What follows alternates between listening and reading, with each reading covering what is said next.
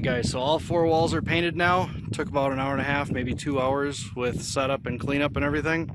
And of course this was the first time I've used the sprayer, so I actually had to look at the directions to figure out how to do or take some of the stuff apart correctly so I didn't break anything. But it actually came apart really easily. And yeah, so I think I'm going to do one more coat tomorrow because there's some spots I'm a little light on, especially on that first wall that I did. This one here, I didn't overlap good enough and whatever, but that's all right. I'll do all 4 walls vertically this time so that it that they kind of crisscross each other, and should be good. And then we'll be done with the main part of the outside, and then I'm gonna finish putting the fascia boards up and get that upper part sprayed, and then I was going to spray a bunch of this trim on the ground so that it's the right color when we put it up, and then after we put it up we'll just kind of touch up around where the screws are or nails. I'm not sure if I'm going to put it up with screws or nails yet, but whichever. So, but that's tomorrow. So we're going to be ready to paint the inside tomorrow, right, Lisa? No. Alright guys, so we're finally going to start making progress on, I guess, breaking ground for this building. I wanted to make sure that we had everything settled as far as the exact dimensions and, exactly how we're putting everything together before I started messing around with this, because, if it's going to need to be a foot wider or a foot narrow or whatever, I wanted to have everything laid out exactly right. So we are going to proceed with a 30 foot by 80 foot. This first 40 feet towards us here, where you can see these purlins laying on the ground there and there, that makes up the 30 by 40. That's going to be concrete. And then the 40 feet beyond that, going out past all that wood that's piled up there, we'll just have a dirt ground under it just to store stuff and park things and whatever that doesn't need to be a nice finished floor. We can always pour a slab later if we want to, but for now, it saves a few $1,000 just letting it be a dirt floor. And there's going to be garage doors going out the front, so if we did ever want to concrete it, it'd be easy to back the truck right up to there and put the chute in, at least be able to get halfway back. Maybe even, I guess you can go about 20 feet with a chute, so probably 18, whatever. Then we could have a little, anyway. So what we're going to do is pour the concrete over here. We're going to put little metal plates on the ground, right on the top of the concrete, and have rebar welded onto the bottom of it that it basically holds it into the slab.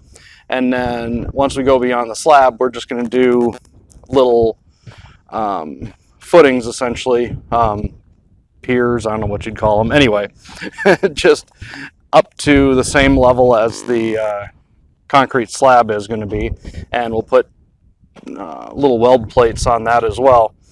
And so we'll have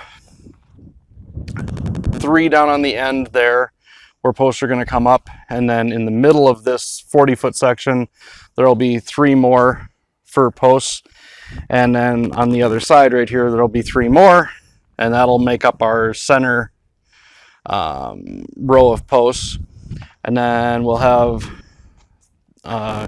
3 over here, that'll be the piers, and then there'll be the 3 on the end, and again, just cement poured directly into the ground with a little weld plate right on top of it. So that's the plan for foundation, I guess.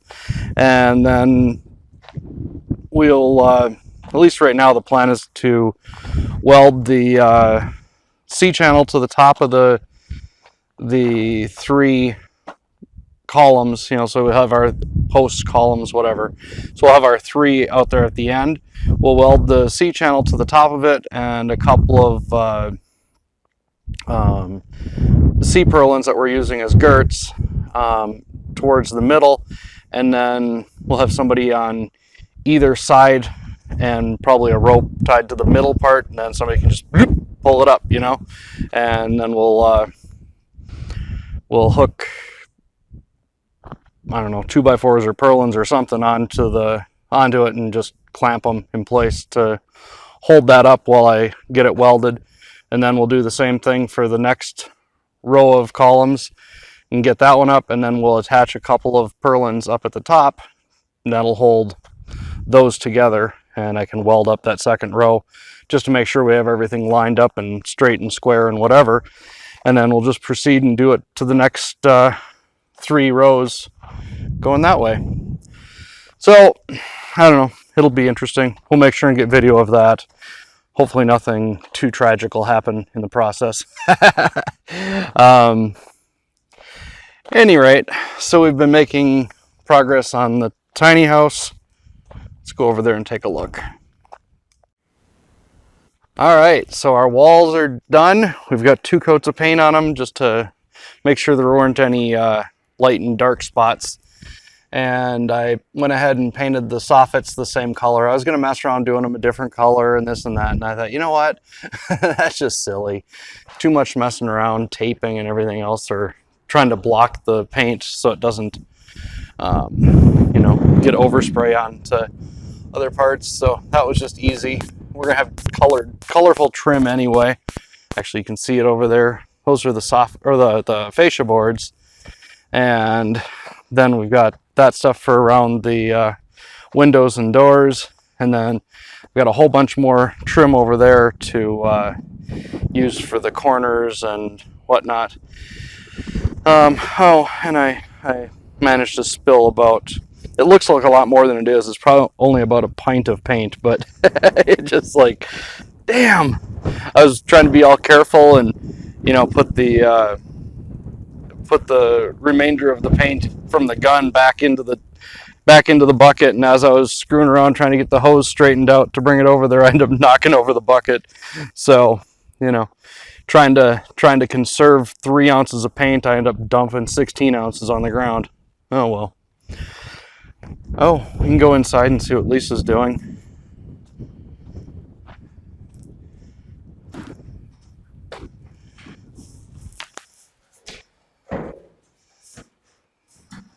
Looks like Lisa's done for today. I still have the mud in the window.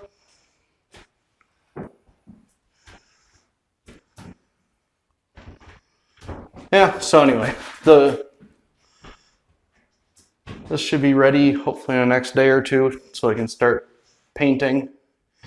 I was going to paint the ceiling first, but I think what I'm going to do is just come in and spray everything for priming it, and then I'm going to paint the walls first, and then we'll just hang some plastic over the walls once they're dry and spray the ceiling, because I can't figure out how I'm going to spray the ceiling and then spray the walls without getting any overspray or having, you know, floaty paint dust stick to the ceiling after we've painted it. And the ceiling is going to be a light color and the walls are a little bit darker, so I think it would, yeah, anyway. Problems.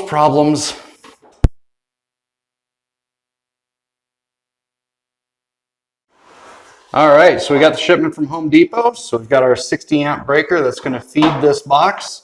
And we've also got all the 15 amp and 20 amp breakers. We've actually got a couple of 20s that are going to feed those 2 outlets over there, where we're going to have the refrigerator and the microwave and whatnot. And then we've got this 15 amp 2-pole that'll go out through that little hole right there to the outside, where we've got this fancy disconnect so that we can have our air conditioner sitting right down here. And then the refrigerant lines will go up and enter in somewhere up there, and then we'll have cold air inside. Yay!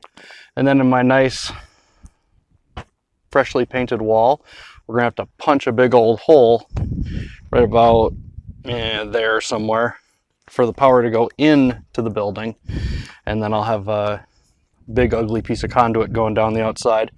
It doesn't actually bother me. I was contemplating going down through the wall, but then I was like, you know, I don't want to make a hole through the floor where bugs and things can get up inside the wall. So I'm gonna do it here. We'll paint the we'll paint the conduit so it looks prettier, and then we go down into the ground and put a, I forget what those caps are called, but basically the waterproof cap. And then we'll just do direct burial over to our little outdoor distribution panel that'll be just on the other side of our little pathway here. And then there'll be a bigger connection that'll go all the way back to the power building over there. All right, well, I was walking by all of our trim and whatnot over here, and I thought, oh, I should just, try putting a piece up and see what it looks like. And of course, one thing led to another, and all of a sudden I had a window done.